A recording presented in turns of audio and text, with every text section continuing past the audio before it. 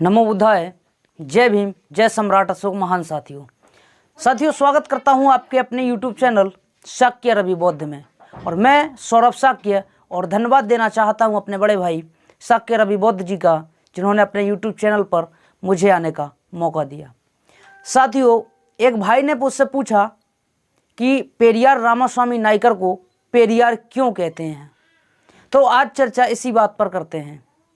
तो सबसे पहले हम ये जान लेते हैं कि पेरियार रामास्वामी नायकर कौन थे। 17 सितंबर 1879 को दक्षिण भारत के तमिलनाडु में जन्मे एक महान दार्शनिक, क्रांतिकारी, बहुजन आंदोलन के पुरावेत्ता, बहुजन आंदोलन के सूत्रधार या कर्णधार कह लो, जो बचपन से ही भगवान के अस्तित्व को नकारने वाले थे। घर में पूजा पाठ, भजन इत्यादि हुआ करते थे, तो इनकी अपने पिता से हमेशा अनबन रहती थी। क्यों? क्योंकि ये उस पर सवाल उठाते थे।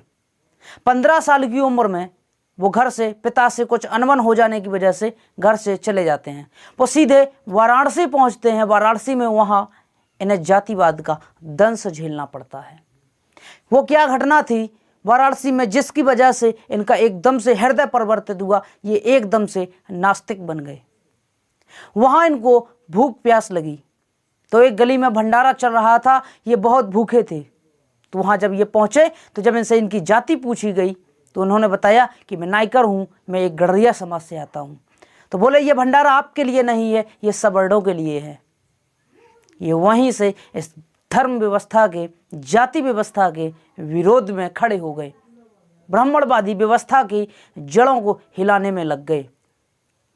साथियों, इन्होंने बहुत सारी किताबें लिखी, जगह जगह पर सभाएं की, लोगों से मिले और लोगों को बताया कि भगवान नाम का कोई इंसान धरती पर पैदा ही नहीं हुआ। भगवान के अस्तित्व पर सवाल उठाने खड़े कर दिए, उनको मानने से इनकार कर दिया।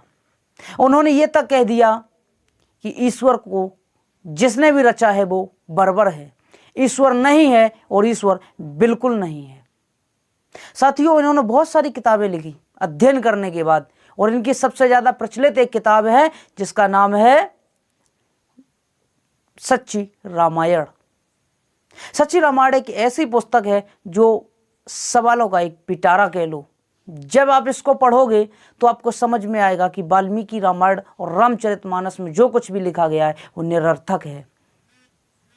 ये सिद्ध करता है कि किस तरह से ये सब चीज़ें काल्पनिक हैं। उन्होंने कांग्रेस में भी काम किया, कांग्रेस पार्टी में काम किया, जो भारतीय राष्ट्रीय कांग्रेस थी, देश की पहली पार्टी थी। उन्होंने बड़े बड़े पदों पर, विभिन्न पदों पर रहकर पार्टी को सुशोभित किया, पार्टी में काम किया।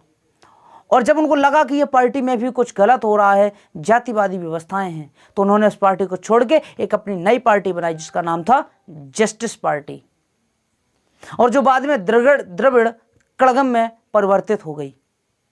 तो साथियों, उन्होंने जीवन भर बहुजन, दलितों, पिछड़ों के लिए काम किया और उनको बताया कि जिस व्यवस्था में आप जी रहे हो वो सिर्फ आपके साथ अन्याय हो रहा है, आपको लूटने का एक तरीका बना रखा है। जगह जगह पर लोगों को जाकर के समझाना, ये उनकी एक आदत सी बन गई थी और ये उनका मिशन बन गया था। और इन्हीं सब बातों की वजह से, इन्हीं सब कार्यों की वजह से उनके प्रशंसक, उनके जो समर्थक थे, वो उन्हें पेरियार के नाम से बुलाने लगे। पेरियार का अर्थ होता है पवित्र आत्मा। पवित्र आत्मा या सम्मानी व्यक्ति, जिसे पेरियार कहते थे वो लोग।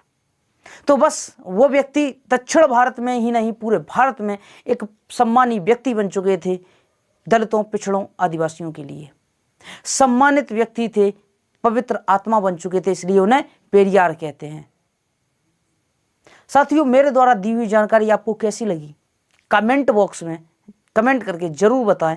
अगर वीडियो अच्छा लगा हो तो इसको लाइक करिए और ज़्यादा से ज़्यादा लोगों को ये शेयर करिए। और अगर आप इस चैनल पर नए हैं तो हमारे भाई शाक्य रवि बौद्ध जी का चैनल जो है शाक्य रवि बौद्ध के नाम से, इसको सब्सक्राइब करिए। बहुत बहुत धन्यवाद।